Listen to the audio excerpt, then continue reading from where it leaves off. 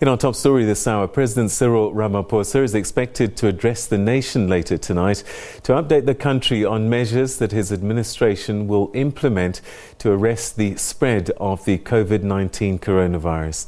The country has seen a steep rise in infections, and there are concerns that health facilities could be overwhelmed.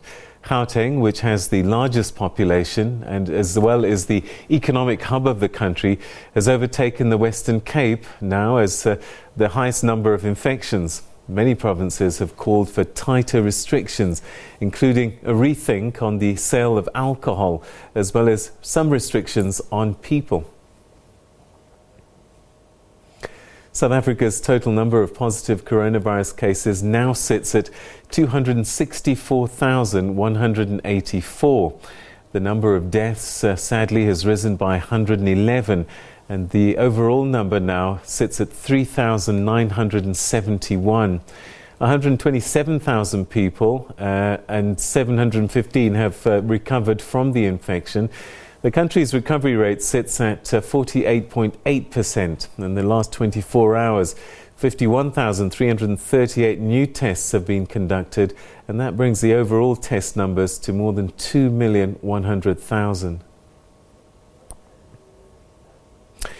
All right, well, with all of this anticipation to the President's speech a little bit later on, let's speak to our political editor, Mzwandile Mbeje, for more on this. Thanks so much for joining us, Mzwai. I guess it's been a month, it's been a long time since the President really sort of addressed us in this way.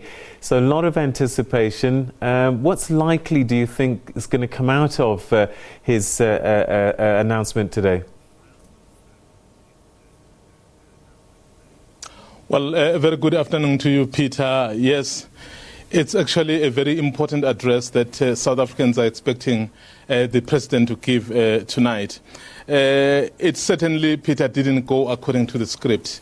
And I don't think anyone expected it to turn this way. Yes, there was an acknowledgement across the board that the infections were going to rise, that the lockdown that had been imposed earlier was really meant to allow the health authorities to be able to roll out all the health facilities to be able to and then deal with the situation when it arises. But looking at what has happened, Peter, since June 17, when the President last spoke to the nation, the infections, I think you've mentioned it there, they were at 80,000.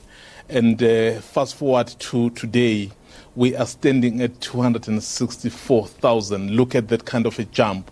And then the number of deaths then was 1,600. But when you look at the number of deaths today, Peter, we are close to 4,000. In fact, tonight, given what has been happening, you can see that we'll definitely reach 4,000, which is really not a good picture. In fact, Peter, as a country, there was a time when everyone was complaining, looking at what was happening in Europe, particularly in Italy. I mean, how many people know today that we have long surpassed Italy? We are actually in the top 10 of the countries that have the most infections. So I think that is exactly why I think the President will speak to the nation, because something need to be done. Yes, the script was basically to start reopening the economy, easing, but do you then ease, given that the infections are going completely the wrong way? So what many people really, and what many people have been trying to campaign for, was that perhaps we need tighter restrictions in certain areas. We need to tighten in certain sectors, or even the movement of the people, because it's not really helping what is happening now. The schools have started reopening. It's actually going to be very interesting, Peter, to hear whether he's going to say anything around the phased reopening that is continuing, because the infections are rising and rising fast. All right, so, I mean, difficult options. I don't even know what the options are. And you talk about us being in the top 10 now. In fact, we are number 10. And the UK is at number 9. And this is a country that we saw was in a mad panic with the spread of the COVID-19 pandemic in their country. And it seems as if we are rising to and possibly going to be much worse than the UK condition, because they're at 288,000. We're at 264. They've gone past their peak. So it could be worse in South Africa. Absolutely, Peter. In fact, we are talking about the overall number when we're talking about 264.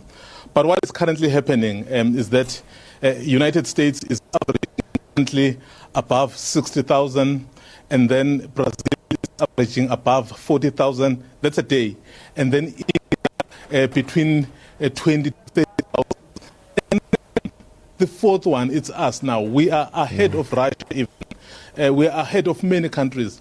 I mean, when this virus started spreading, Peter, I mean, everyone was looking at China as the original epicenter. But they are standing at around 83,000, and we're at 264. We are by far in the continent. I mean, Egypt, I think it's around 80,000. So we basically have to do something as a country.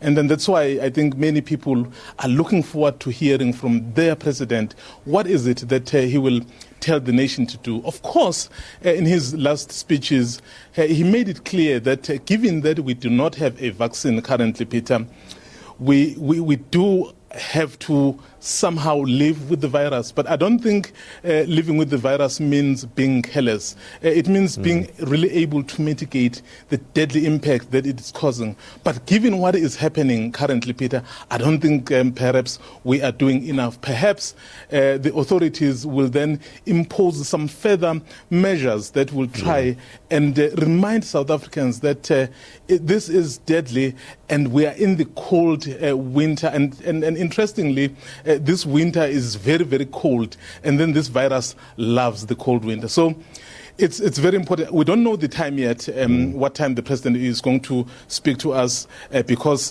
he is meeting the cabinet, the special cabinet meeting that is taking place. And I think once they've concluded that meeting, then they'll be able to then indicate what time exactly. And also that, for me, does suggest that we may see perhaps tougher measures.